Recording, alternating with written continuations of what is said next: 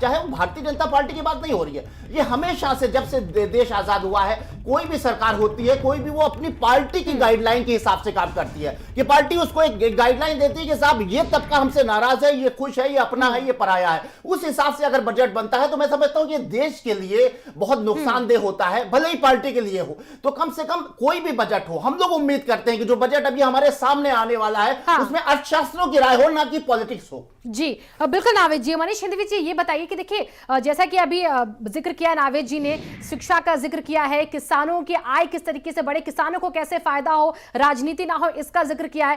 Health sector का भी इसमें नाम आता है। हेल्थ सेक्टर में अभी तक जीडीपी का 1.4% खर्च किया जाता है। उम्मीद ये जताई जा रही कि इसको दुगना किया जाए, क्योंकि सरकार तो कह रही कि 2024 तक हम इसे 4% कर देंगे। क्या ये इतना फीसदी पर्याप्त है आज के समय में हेल्थ सेक्टर को देखते हुए, क्योंकि कोरोना काल में बहुत कुछ चरमराया हुआ दिख रहा है? देखिए, पहले तो क्या करेंगे इस पर मुझे हमेशा शक इसलिए रहता है क्योंकि मैं 20 साल से सुन रहा हूँ कि जीडीपी बढ़ा देंगे, एजुकेशन का बढ़ा देंगे, बढ़ तो कब वहीं टिका हुआ है और एजुकेशन पे तो उल्टा कम हो गया है। अच्छा, दूसरी बात, इस बार जैसे 70 करोड़ के आसपास, 70,000 करोड़ के आसपास खर्च किया हमने हेल्थ पर। साहब, इस बार आप टीके लगाने की बात कर रहे हैं तो 200 रुपए का एक डोज मान लें और 2 डोज एक आदमी को लगा तो 400 रुपए हो गए। 130 करोड़ आदमियों पे जोड़ ली तो 57-58 हजार करोड़ रुपया तो यही हो गया। मान लीजिए इस साल आप आधे लोगों को लगाते हैं तो भी आधा, यानी आधा हेल्थ बजट तो चला जाएगा कोरोना वैक्सीनेशन पर। तो क्या बाकी जो बचेगा उसमें आपका काम हो पाएगा? नहीं हो पाएगा, क्योंकि कोरोना ने एक बात आपको सिखा दी कि हेल्थ की, भाई ये तो खैर ठीक है कि पूरी दुनिया चरमरा गई थी तो आप चरमराए तो क्या हुआ, आपके पास तो वैसे भी कुछ नहीं था, लेकिन फिर भी एक बात ये बताई कि हेल्थ के फ्रंट पर तैयार रहने की जरूरत है। तो अगर तैयार रहने की जरूरत है तो आपके पास बेड्स नहीं है, आपके पास वेंटिलेटर्स नहीं है, आपके पास अच्छे हॉस्पिटल्स नहीं है। क्योंकि देखिए समस्या किस लेवल पर है इसको जाकर अगर महसूस करिए कि आज अगर हम किसी भी शहर में, लखनऊ को इंक्लूड कर लीजिए उसमें, हम बीमार पड़ते हैं तो एक बार ये यक्ष प्रश्न जरूर उठता है कि हम कहां जाएं। सरकारी में जाएंगे तो फैसिलिटी नहीं मिलेगी, प्राइवेट में जाएंगे तो लुट जाएंगे। तो हेल्थ को लेकर, हेल्थ जैसी बेसिक चीज को लेकर हम कॉन्फिडेंस में नहीं है कि हमारा इलाज हो पाएगा कि नहीं। मैं अपनी बात करता हूं, जबकि मैं सक्षम इस बात के लिए कि अपना इलाज कहीं भी करा लूं, तो आम आदमी की क्या स्थिति होगी। तो ये हेल्थ सेक्टर की हमारी स्थिति है, यानी कि हेल्थ इंश्योरेंस को यहाँ पर प्रोत्साहन मिलना चाहिए, बिल्कुल मिलना चाहिए। और नहीं, इतना ही नहीं है, इतना ही नहीं है, सरकारी अस्पतालों की संख्या बढ़ाई जानी चाहिए। जैसे हम पिछले 30 सालों में उत्तर प्रदेश में दूसरा पीजीआई नहीं खोल पाए, ठीक है ना। हम लखनऊ में एक लोहिया बनाते हैं तो 20 साल बाद दूसरा उस तरह का हॉस्पिटल नहीं बना पाते हैं। तो 20 साल में जनसंख्या आप सोचिए ना कहां से कहां पहुंच गई, और आप एक हॉस्पिटल बनाकर बैठे हुए हैं।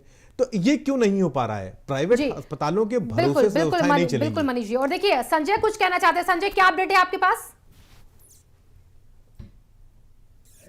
आगे मेरा एक सवाल है नावेद जी से कि जिस तरीके से बजट की उम्मीदें बताई जा रही हैं, लेकिन क्या जीएसटी के दायरे में लाया जाएगा पेट्रोल और जो है डीजल के दामों को?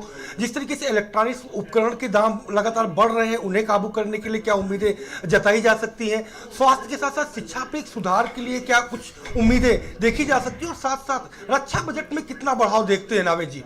जी देखिए, उम्मीद तो सब कुछ, उम्मीद के ऊपर दुनिया कायम है और सारे एक्सपर्ट्स तो पूरा देश उम्मीद कर रहा है, चाहे वो रक्षा का मामला हो, चाहे एजुकेशन का मामला हो और चाहे हेल्थ का मामला हो। लेकिन अब ये सारी चीजें सरकार के ऊपर निर्भर करती हैं, उन्होंने इस बात को किस शिद्दत से महसूस किया है, लोगों की तकलीफों को किस तरीके से महसूस किया है। आपने रक्षा की बात बहुत अच्छी बात कही, क्योंकि रक्षा का बजट भी हमारा बढ़ना बेहद जरूरी है। जो हालात इधर कोरोना के साथ में कुछ देशों ने किस तरीके से हमारे साथ में उनका जो एक बर्ताव, उनका बिहेवियर, उनकी जो हरकतें सामने आई, तो हमें रक्षा को भी अपने बहुत ही गंभीरता से उस बजट को लेना है। तमाम इस तरह की बातें निकल के आ रही हैं कि अभी हमें और भी रक्षा बजट बढ़ाना है। दूसरी बात एक बहुत अहम यह है कि कोरोना काल के दौरान में जो हेल्थ सेक्टर है उसकी एक समीक्षा हो गई। समीक्षा इस तरह से हो गई कि जब कोई महामारी आती है तब हमें पता चलता है कि हमारी स्थिति क्या है। जब कोई परीक्षा आती है तो पता चलता है कि बालक जो है उसने साल भर कितना पढ़ा है। तो हमारा जो हेल्थ का सिस्टम है वो बिल्कुल चरमराया हुआ है। आम दिनों में, कोरोना को छोड़ दीजिए, कि जब पेशेंट जाता है कहीं वेंटिलेटर नहीं है, कोई जमीन पे पड़ा हुआ है, कहीं बेड नहीं है, तो उस दिशा में। और दूसरी चीज सबसे बड़ी बात तो यह है कि अब जैसा कि मनीष जी से बात कही कि अभी वैक्सीन का इतना बड़ा हल्ला मचा है, जरूरत भी है, गंभीर बात है, वादा भी किया गया, सारे देश को वैक्सीन देनी है और उसका एक सिस्टम तय करना है, तो जाहिर सी बात है कि उसका भी एक बहुत बड़ा बजट आएगा। तो उसके साथ में एक हेल्थ का बजट और वैक्सीन के लिए तो ये भी एक बड़ी उम्मीद हो। तो मतलब मैं ये समझ सकता हूं कि ये बहुत बड़ी चुनौती सरकार के लिए और वो जो बजट जिन्होंने बनाया है उनके लिए जरूर हुई होगी कि किसको किसको दूं, क्या क्या दूं। सबको जरूरत है, हेल्थ को जरूरत है, वैक्सीन को जरूरत है, एजुकेशन को जरूरत है, किसानों को जरूरत है, उसी में पॉलिटिकल भी स्टेट्स को भी खुश करना है क्योंकि चुनाव होना है। तो मैं समझता हूं जो भी चीजें हैं ये सब हम लोग बात ही कर सकते हैं, लेकिन स्थिति परिस्थिति जो है, सच्चाई जो है वो 1 घंटे बाद सामने आएगी। जी नावे जी, देखिए आपने क्या बात कही कि हर एक सेक्टर को हमें देखना होगा, हमें खर्च करना होगा हर एक चीज पर, और इसी बात को लेकर हम चलेंगे मनीष हिंदवी जी के पास। मनीष हिंदवी जी, देखिए नावे जी को ने कहा कि खर्च करिए भाई, हर एक सेक्टर को देखिए क्योंकि जरूरत हर एक सेक्टर को है, लेकिन क्या सरकार का इस वक्त में जब हमारी अर्थव्यवस्था -7.7 के पास है तो खुलकर खर्च करना सही होगा सरकार के लिए? हालांकि बहुतों का मानना है सही होगा ही, कुछ का मानना है कि सही नहीं भी होगा। देखिए, खुलकर खर्च करना जैसा शब्द क्या है कि सरकार अपना डेफिसिट भी देखती है कि हमारा घाटा कितना हो रहा है। घाटा वैसे भी 7% से ऊपर जा चुका है, और मैं एक अर्थशास्त्री के तौर पर ये मानता हूं कि वैसे भी जब ये 3% कहते हैं तो वो 6% होता है, क्योंकि तमाम जैसे FCI के जो घाटे हैं वो छुपा लिए जाते हैं, आंकड़ों की बाजीगरी कर दी जाती है उसमें। तो आज की डेट में अगर 7 कह रहे हैं तो आप मान के चलिए 10-11% से ऊपर डेफिसिट होगा, लेकिन वो सरकार की मजबूरी है, वर्ल्ड फोरम पर उसको बहुत ज्यादा एक्सेस डेफिसिट वो दिखा नहीं सकती है। फिर क्या होगा, फॉरेन का इन्वेस्टमेंट में बहुत सारी चीजें प्रभावित होती हैं उससे। खैर, खुलकर खर्च जहां होना है वहां होना चाहिए, बाकी चीजें अपने आप जैसे आप रोजगार के सृजन पर ध्यान दे दीजिए।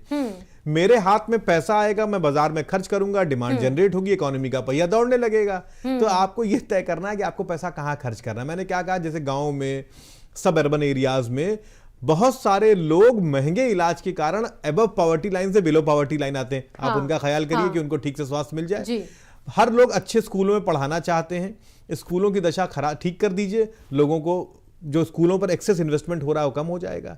ठीक है, सवाल इस बात का है कि सरकार ये देखे कि इसको खर्च कहां करना है, और सरकार एक बात और अपने मन में इस बात को बैठा ले कि एक्सेसिव प्राइवेटाइजेशन अभी भारतीय हर समस्या का हल नहीं है। जी, आपने ये बहुत सही बात कही। और नावे जी, देखिए जिस बात का जिक्र कर रहे हैं नावे जी कि हमें खर्च तो करना है, लेकिन वहां खर्च करना है जहां हमें जरूरत महसूस होती है। और देखिए, एग्रीकल्चर सेक्टर के बाद रियल एस्टेट ऐसा सेक्टर जो सबसे ज्यादा जॉब देता है। नावे जी, तो इस सेक्टर को फिर से दोबारा खड़ा करने के लिए क्या कर सकती है आज सरकार?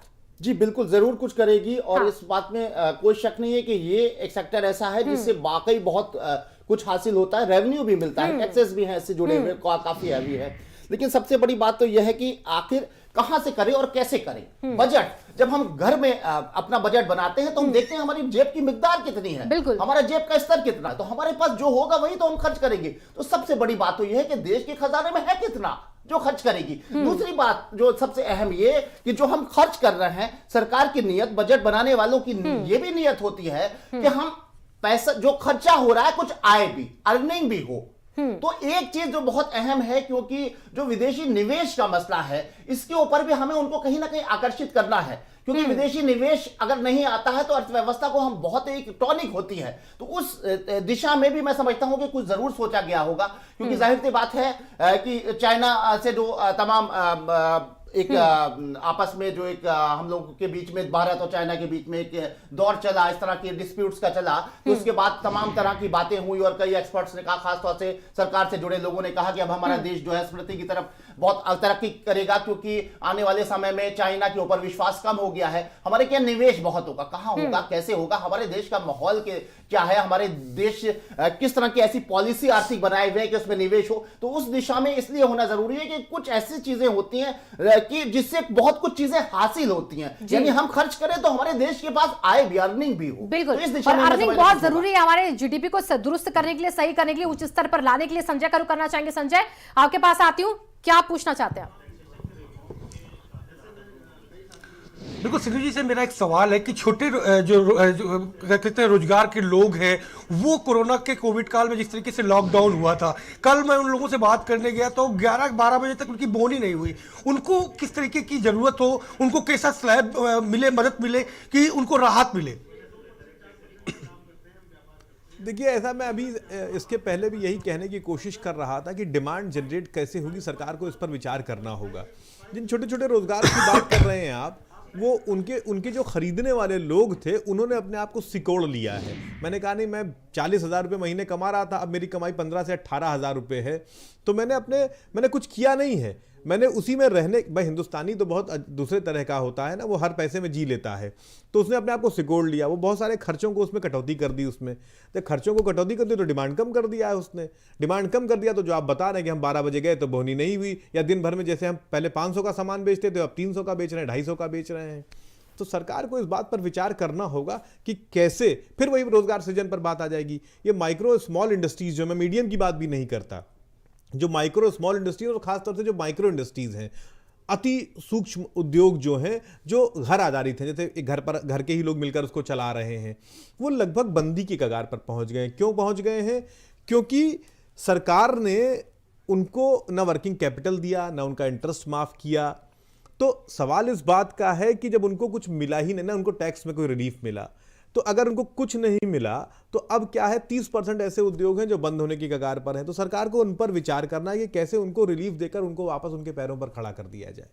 और ये जो बहुत नीचे का तबका है, ये उनमें जुड़ा हुआ है। हाँ बिल्कुल नावेद जी, देखिए यहाँ पर नीचे तबके की बात हो रही है और आम लोगों की बात हो रही है, मध्यम वर्गीय जो हैं उनकी बात हो रही है, कारोबारी जो हैं उनकी बात हो रही है। तो मध्यम वर्गीय जो है वो पिछले बजट में भी हमने देखा कहीं ना कहीं निराश। जी बोलिए। एक बात मैं बीच में रोकता हूँ, माफी चाहूंगा आप लोगों से। एक चीज आप हम सब लोगों ने और नोटिस करी होगी, जब तमाम लोग बेरोजगार हुए, नावेद जी इस पर आपका भी ध्यान गया होगा, जब तमाम लोग बेरोजगार हुए तो आपने देखा होगा अचानक से सब्जी के ठेले बढ़ गए, बिल्कुल, अचानक से आइसक्रीम के ठेले बढ़ गए, अचानक से अंडों के ठेले बढ़ गए। हुआ क्या कि जब सब लोग बेरोजगार हो गए तो थोड़ा थोड़ा फलों के ठेले एक्सेसिव लगने लगे, बहुत ढेर सारे लोगों ने लगाना शुरू कर दिया। वो कोई और लोग नहीं थे, वो वही लोग थे जो कहीं से बेरोजगार होकर आए, जब कुछ नहीं मिला तो भैया सब्जी थोड़ी सी खरीद के लगा लो, लेकिन खरीदने वाले तो वही लोग हैं ना, वही लोग हैं। और वो भी अपना बजट सिकोड़ के बैठे हैं। तो ये भी एक नई समस्या प्रचलन में आई, लोगों के काम से बेरोजगार होने के बाद।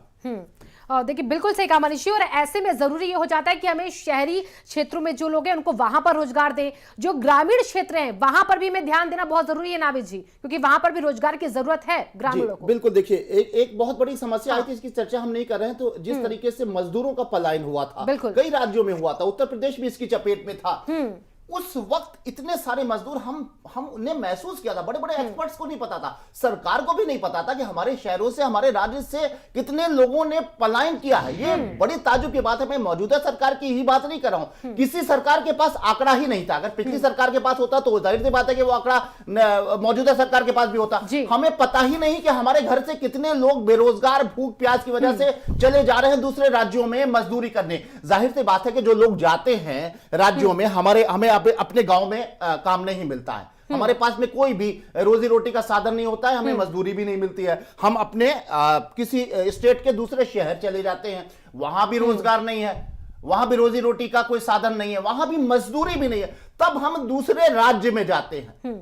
तो ये स्थिति समझ में आई। देखिए, कोरोना काल ने बहुत डराया, बहुत परेशान किया, बहुत नुकसान पहुंचाया, लेकिन बहुत कुछ सबक भी सिखाए। खासतौर से आर्थिक तौर से हमारा आर्थिक ढांचा क्या है, हमारा हेल्थ का क्या ढांचा है, इसकी एक समीक्षा हो गई थी। तो हमारा आर्थिक ढांचा और हमारा रोजगार और हमारे लोग जो किस तरीके से छोटे छोटे रोजगार करके अपना पेट पाल रहे हैं बिना किसी सरकार की मदद के। जैसे मनीष जी ने कहा कि ये बात सच है, हमारे कॉलोनी में एक कोई प्रेस करता है, इस्त्री करता है कपड़े, धोबी, बाद में पता चला कि वो सब्जी लेकर आ रहा है। उसने कहा कि भाई सब्जी जो है वो ताजी सब्जी, वो मतलब कोई ना कोई उन्होंने खुद ही ये तय कर लिया कि हमें अपना 50 रुपए, 100 रुपए, 150 रुपए कमाने हैं, तो किसी दूसरे रोजगार से सब। हाँ बिल्कुल नावेद जी, देखिए अब एक बार फिर से संजय का रुख कर लेते हैं। संजय हमारे साथ जुड़े लगातार। संजय, आपके आसपास जो लोग हैं आप उनसे बात करने लगातार, जरा एक बार फिर से उनसे पूछिए क्या कुछ कहना उनका आज बजट को लेकर।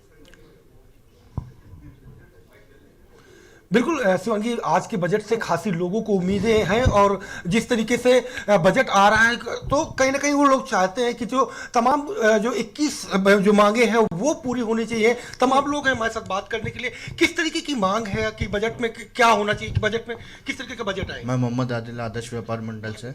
बजट में हम लोग बहुत ही स्लैब चाहते हैं, जो अभी 5 लाख का स्लैब था उसको हम लोग चाहते हैं 7.5 तक लग जाए, क्योंकि सभी व्यापारी इस समय कोरोना को लेकर बहुत ही परेशान है। इस वजह से हम लोग बहुत ही उम्मीद लगाए हैं बजट को लेकर। क्या मांगे हैं, किस तरीके के बजट? देखिए, भारत के उद्योगों को चाइना के प्रतिस्पर्धा में आगे बढ़ाने के लिए एमएसएमई सेक्टर को, इंडस्ट्री को बढ़ावा देना पड़ेगा।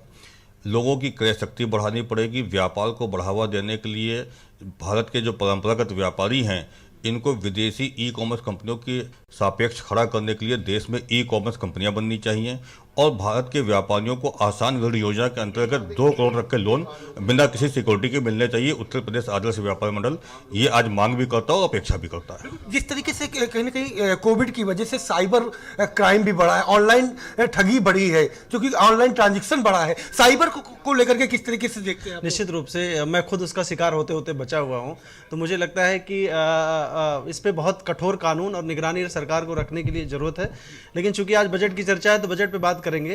तो सबसे बड़ी बात यह है कि इस समय जो व्यापारी आहत है, जो 3%, 2%, 4% पे काम करने वाला है, electronic swap, electronic transaction, electronic banking, इस पे लगने वाले चार्ज, बैंक ट्रांजैक्शन पे लगने वाले चार्ज, जैसे मान लीजिए कि एक व्यापारी 1% का काम करता है, 2% का, और जब आप पेमेंट करते हो, उसको स्वैप कराते हो, तो 1% के आसपास में स्वैप हो जाता है, पैसा कट जाता है, तो उसका 1% मार्जिन बचता है। तो मेरा ये कहने का मतलब है कि सबसे पहले इसको रोकना चाहिए। ऐसी स्थिति डिजिटल इंडिया में होती जा रही है कि हमको बैंक मैनेजर से मिलना है तो उस पर टैक्स देना पड़ेगा, पहली। दूसरी बात है लोकल फॉर वोकल की बात हो रही है। लोकल फॉर वोकल पर हम ठीक है, हम भी सहमत हैं, हम भी चाहते हैं कि हमारे देश का पैसा हमारे देश में। इसको और मजबूती देने के लिए ई कॉमर्स कंपनियों पे सख्ती बहुत जरूरी है, निगरानी बहुत जरूरी है, क्योंकि हमारा पैसा, हमारी जेब का पैसा, आपका पैसा वो सीधे विदेशी कंपनियों के खाते में जा रहा है, जो बिल्कुल जायज नहीं है। और तीसरी बात, इनकम टैक्स स्लैब को किसी भी हालत में कम से कम 5 लाख तक पूरी तरह से फ्री करना चाहिए, जिससे हमारा आपका पैसा जो बचे हम आप मार्केट में खर्च कर सके और आर्थिक विकास की दर बढ़े। कहीं ना कहीं रियल इस्टेट हो या स्क्रैप कारोबार, ये भी ध्वस्त हुआ है, क्या इसे में राहत की उम्मीदें देखते हैं? राहत की उम्मीद तो हम लोग बहुत साल से लगाए हैं। अब इस साल हमारी उम्मीद है कि फाइनेंस मिनिस्टर थोड़ा सा रियलिस्टिक रिफॉर्म्स लेके आएंगे, जिससे कि हमारी कंट्री जो इकोनॉमिक स्ट्रक्चर से जूझ रही है उनको थोड़ा सा रिलैक्सेशन मिलेगा और शायद हम सब लोग उस स्थिति से उठ पाएंगे। युवाओं की बात करें अगर, तो रोजगार को लेकर के इस बजट से कितनी उम्मीदें हैं, क्योंकि जिस तरीके से कोविड के दौरान तमाम नौकरियां गई हैं? सर, कोविड की वजह से काफ़ी लोगों को सैलरीज जो हैं हाफ मिल रही हैं मेरे ख्याल से।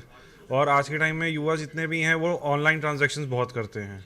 लाइक किसी भी शॉप पे आप परचेजिंग करते हो तो आप कार्ड स्वाइप करोगे या पेटीएम करोगे। अब कार्ड स्वाइप से क्या होता है, वैसे ही सर ने कहा कि पॉज मशीन में 1% चार्ज कट जाता है। इवन अगर आप वॉलेट में भी ट्रांसफर कर रहे हो उस पर भी बैंक चार्ज कर रहा है। तो एटलीस्ट ये सब चीज़ें फ्री होनी चाहिए ताकि पैसे बचेगा और उस चीज कंट्रोल में। शिवांगी, आपने देखा कि तमाम उम्मीदें हैं, चाहे ऑनलाइन ट्रांजैक्शन में जो टैक्स होता है उस पर कटौती को लेकर के, स्क्रैप कारोबार का है उस पर कहीं ना कहीं राहत मिलनी चाहिए, रियल एस्टेट के कारोबारी है जो वो भी राहत की उम्मीदें देख रहे हैं। तो बजट के दौरान ये बजट काफी चुनौतीपूर्ण है भारत सरकार के लिए, क्योंकि कोविड के नुकसान के बाद जिस तरीके से ये बजट आया है, हर वर्ग, हर आयु के व्यक्ति, चाहे वो बड़ा कारोबारी हो या किसान हो, मजदूर हो, सबको इस बजट से उम्मीदें ही नहीं जरूरत बन गई है। शिवांगी, बिल्कुल संजय, आप लगातार हमारे साथ बने रहिए। और ऐसे में देखिए, तमाम वो लोग जो आज बजट को लेकर बैठे हुए हैं, देखना चाह रहे हैं क्या कुछ बजट में होगा। ऐसे में रामगोपाल यादव क्या कुछ कह रहे हैं बजट को लेकर, वो सुना देते हैं। हमेशा ये सरकार मरों को मारती है, बड़ों को बढ़ाती है, और वही इसमें होगा। भाई करोड़ों लोग जो घर बैठ गए, सारे छोटे मोटे उद्योग बंद हो गए, बड़े भी बंद हो गए कुछ, और उन लोगों को जिनके बच्चे स्कूल नहीं जा सकते, जिनको दूध नहीं मिल पा रहा है, जिनको सूखी रोटी खाना भी मुश्किल है, जो आत्महत्या कर रहे हैं, उनके लिए व्यवस्था होनी चाहिए इस बजट में कि प्रति माह उनको जब तक फिर से अपने बहाल न हो जाए, पहुंच न जाए वहाँ, तब तक उनके लिए रोजी रोटी की व्यवस्था होनी चाहिए कि नहीं होनी। दुनिया के दूसरे देश कर रहे हैं, ये देखना कुछ नहीं करेंगे। तो अब सीधे चलेंगे नावेद शिको जी के पास। नावेद शिको जी, ये बताइए, देखिए लोकल फॉर वोकल की बात प्रधानमंत्री ने कही, आत्मनिर्भर भारत की बात कही, तो इन दोनों को साकार करने के लिए किस तरीके से कारीगर, उद्यमी, जो कारोबारी हैं, उनको हमें इस पैकेज में लाना चाहिए ताकि सपने जो हैं वो साकार होते दिखे वाकई में जमीनी धरातल स्तर पर? जी, स्थानीय प्रतिभाओं को और स्थानीय जो काम है, जो पेशे हैं, उनको बढ़ाने की बात प्रधानमंत्री ने जो की थी वो बड़ी काबिले तारीफ है। और वाकई उससे बहुत कुछ बेहतर हो सकता है। और इस दिशा में जब हम काम करेंगे, ये हमारी पॉलिसी जब ग्राउंड पे आएगी, जमीन पे आएगी, तो जरूर फायदा होगा। प्रधानमंत्री ने जो ये बात कही थी उसके बाद बहुत एक आशा की किरण दिखाई दी है। खासतौर से छोटे छोटे उद्योग, छोटी छोटी खूबियों को उम्मीद की जा रही है कि वो जब कहीं ना कहीं धरातल पे आएंगे तो रोजगार भी होगा और हमारा हुनर भी चमकेगा। लेकिन अब सवाल इस बात का है कि कहने में करनी और कथनी और करनी में फर्क होता है। अभी उत्तर प्रदेश इतना बड़ा सूबा है, यहाँ पर तमाम ऐसी खूबियां हैं। चिकन का काम बहुत बहुत ज्यादा बदतर होता गया है, मुरादाबाद में है। इस तरीके से हर जिले में कोई ना कोई खूबी है, और जिसके काम और जिसकी कला और जिसकी ताशकारी, जिसकी कला और तमाम तरीके की शिल्पकारी जो है उसको दुनिया स्वीकार करती है, दुनिया उसको ब्रांड मानती है। लेकिन हम कहीं ना कहीं एक लंबे दौर से उस चीज को डाउन होता चला जा रहा है। वहीं उसके कारीगर जो हैं वो बदहाली का शिकार होते जा रहे हैं। कोई गाइडलाइन नहीं है, कोई पॉलिसी नहीं है, कोई सहयोग नहीं है। और उस दिशा में मैं समझता हूं कि प्रधानमंत्री के उस ऐलान के बाद कुछ ना कुछ जरूर काम हो रहा होगा और कुछ बेहतर होगा, ये हम उम्मीद करते हैं। जी, और बिल्कुल देखिए, अब एक बार फिर से संजय के पास चलना चाहेंगे। संजय, देखिए आप जहां पर इस वक्त मौजूद है वहां पर लोग अपनी राय तो आपके सामने रख ही रहे हैं, लेकिन आपसे पूछना चाहूंगी, आप इस बजट को कैसे देख रहे हैं आज? बिल्कुल, सबसे बड़ी बात यह कि कोविड के बाद जिस तरीके से थाली महंगी हुई है उस पर किस तरीके से काबू सरकार करती है वो देखने वाली बात होगी। क्योंकि आम आदमी का सरोकार लगातार रोज कमाना और रोज खाने की है, और कहीं ना कहीं सबसे ज्यादा नुकसान अगर इस कोविड के दौरान हुआ है तो आम आदमी का, सड़क पर सोने वाले का, और खास करके घर को चलाने वाली महिलाएं। इस बजट को लेकर के क्या उम्मीदें करती हैं? हमारे साथ बातचीत करने के लिए किस बजट को लेकर क्या उम्मीदें हैं, किस तरीके से देखते हैं? उम्मीद तो बहुत कुछ है, लेकिन फिलहाल मेरा मेन मुद्दा है कुशल भारत पे जो है, स्किल के डेवलप पे जो है, जो मोदी जी 2015 में ये चीज़ लेके आए युवाओं के लिए। तो हमें जो है मेनली देना ही है मार्केट को डेवलप करने के लिए कि हम स्किल को डेवलप करें।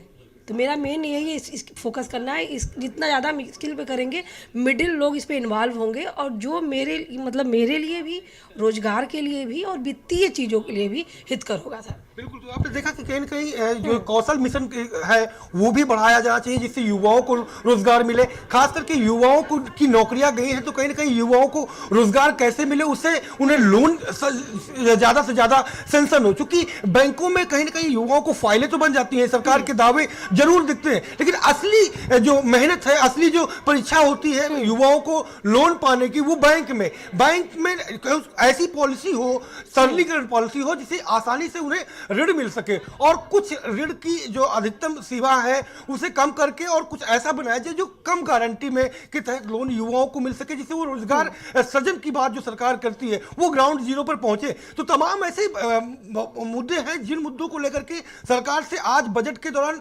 उम्मीद लगा करके, आस लगा करके लोग बैठे हुए हैं। जी, नावेद जी, देखिए महिलाओं की बात भी यहाँ पर करनी बहुत जरूरी हो जाती है। जो अर्थव्यवस्था है हमारे भारत की, इसमें महिलाओं की भागीदारी आज कैसे हो? इस बजट में महिलाओं के लिए क्या सरकार को ऐसे ऐलान करने चाहिए जिससे हमारी अर्थव्यवस्था भी मजबूत हो और जो महिलाओं को आगे बढ़ाने की बात कही जाती है वो भी पूरी हो? जी जरूर, महिलाओं का एक बहुत महत्वपूर्ण रोल होता है, चाहे वो घर का बजट हो, चाहे बाहर काम करने की बात हो। तो इस बात की उम्मीद जरूर की जा सकती है कि महिलाओं के साथ में कुछ ना कोई ऐसी चीज हो, कहीं ना कहीं कोई छूट हो, चाहे लोन की बात हो, तो महिलाएं आत्मनिर्भर हो। आत्मनिर्भर का नारा प्रधानमंत्री ने दिया है, सब लोग आत्मनिर्भर कर रहे हैं, लेकिन एक नारी सशक्तिकरण का दौर भी और इस कोशिश का भी बहुत लंबा चल रहा है। महिलाएं चाहती हैं घर से निकलना, महिलाएं कई ऐसी हैं जो काम कर रही हैं, तो कहीं ना कहीं उनके साथ एक सैलरी पैकेज में शोषण भी होता है कि क्वालिफिकेशन दो मेल फीमेल की बराबर, लेकिन महिला को कम दिया जा रहा है। इस तरह की कोई ना कोई चीज होना चाहिए। और खास तौर से जो उद्योग शुरू करने के लिए एक सब्सिडी दी जाती है, जो एक लोन दिया जाता है, इस तरह की सहायता दी जाती है, चाहे कोई एनजीओ हो, चाहे कोई कारखाना हो, चाहे वो उनके लिए, महिलाओं के लिए कुछ ना कुछ, भले ही 5%, 7% हो, उनको कहीं ना कहीं अगर सहायता मिलेगी तो महिलाएं आत्मनिर्भर होंगी और घर की गृहस्थी देखने के साथ बाहर की दुनिया में भी उनका कहीं ना कहीं बड़ा रोल रहेगा। नावेद जी, आपका बहुत बहुत शुक्रिया हमारे साथ इस चर्चा में जुड़ने के लिए। संजय, आपका भी बहुत बहुत शुक्रिया, आपने वहां पर लोगों से बात की। और अभी रुकेंगे एक छोटे से ब्रेक के लिए, फौरन होंगे हाजिर।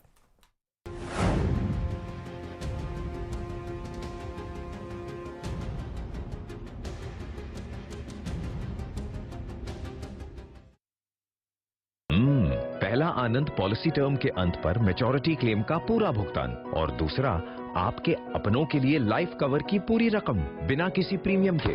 LIC new Jeevan Anand.